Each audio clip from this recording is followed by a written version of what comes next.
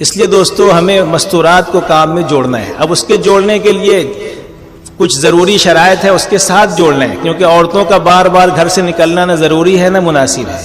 اس لیے کچھ شرائط کے ساتھ ان کو بھی کام سے قریب کرنے کے لیے، کام سے جوڑنے کے لیے کچھ شرائط ہے، ان کی رعایت کے ساتھ ان کو بھی کام میں لے کر چلنا ہے. ایک بنیادی شرط تو یہ ہے کہ بغیر محرم کے خروج نہیں ہوگا مستورات کا. محرم جو شرعی محرم ہے اس کے ساتھ جائیں گے. ایک نمبر پہ تو اس کا شوہر ہے، وہ تو شوہر ہے، محرم کا سوال ہی نہیں، شوہر ہے. محرم تو اسے کہتے ہیں جس کے ساتھ نکاح نہ ہو. شوہر ہے، باقی جو محرم ہے شرعی ان کے ساتھ خروج ہو. ایک شرط تو بنیادی یہ ہے، اس کے بغیر نہیں نکلیں گے.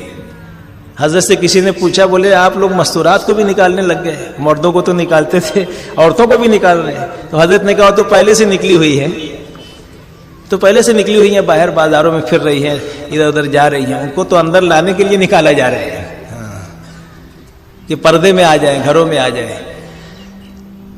کئی لوگوں نے اشکال کیا، تو 4 بڑے بڑے مفتیوں نے جو شرائط جب سنی تو اجازت دی. مفتی محمود الحسن صاحب رحمۃ اللہ علیہ، مفتی محمد یوسف صاحب لدھیانوی رحمۃ اللہ علیہ، مفتی عبد الرحیم صاحب لاجپوری رحمۃ اللہ علیہ، اور مفتی کفایت اللہ صاحب رحمۃ اللہ علیہ، مفتی اعظم. ان کے سامنے جب یہ شرائط آئی تو بولے ہاں ان شرطوں کے ساتھ تو اجازت ہے.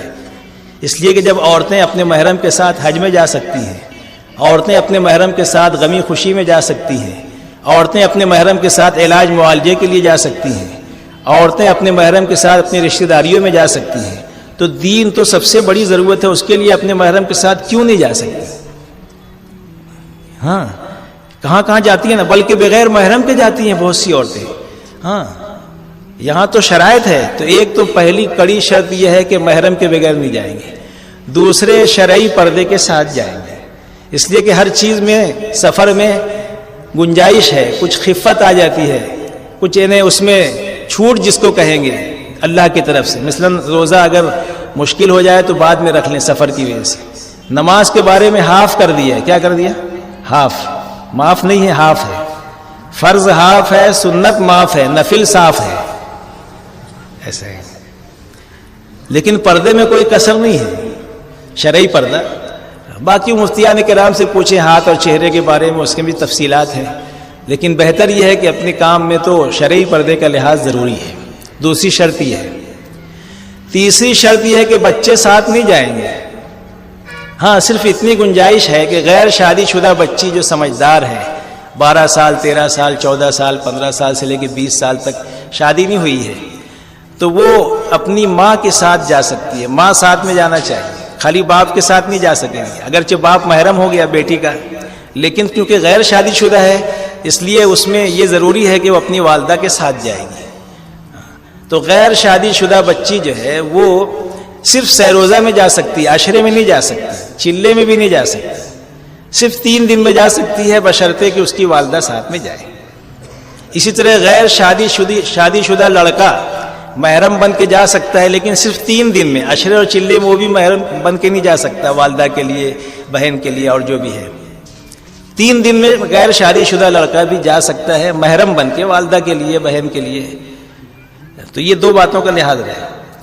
اسی طریقے سے ایک اہم چیز ہے جو مرد حضرات پوچھتے ہیں، اس کی احتیاط نہیں کرتے ہیں، وہ یہ ہے کہ اگر عورت امید سے ہے تو پھر چلے میں تو بالکل نہیں جائے گی، چاہے 1 دن کا جو ہے وہ مدت ہوئی ہو امید کی اور چاہے اس سے زیادہ کی، تو اس میں جو ہے انہیں چلے میں بالکل نہیں جائے گی. البتہ سہروزہ میں اور عشرے میں جانے کے لیے گنجائش ہے، مگر محفوظ مہینوں میں.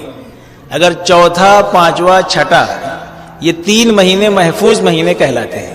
ان مہینوں میں 3 دن جا سکتی ہے اور عشرہ بھی، مگر دور نہ جائے، عشرے میں بھی قریب کے علاقے میں جائے، زیادہ سفر اس میں نہ ہو. تو اس طریقے سے یہ اس کا خیال رہے. محفوظ مہینے 3 مہینے پہلے کے نکال دو، 9 مہینے ہوتے ہیں نا ماں کے پیٹ میں بچے کے، تو 3 مہینہ بعد کا، 3 مہینہ پہلے کا، تو کون سا بچتا ہے؟